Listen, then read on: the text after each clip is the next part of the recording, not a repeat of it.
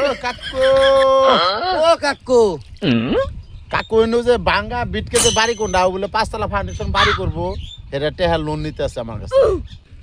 এই যে কাকু ভাঙ্গা বিটকেসের বাড়ি। रोम रोम भाइयों रुको जरा सबर करो।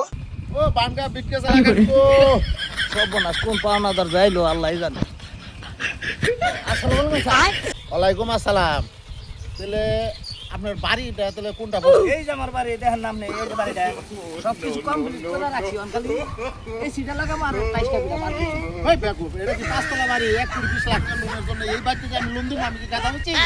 কি কইলাম না এতখানে মাথাটা নষ্ট করে লাগলে পাগল জানি ওদের একটা থামো তো দেখো আর কি করে সে মন দিবেন না?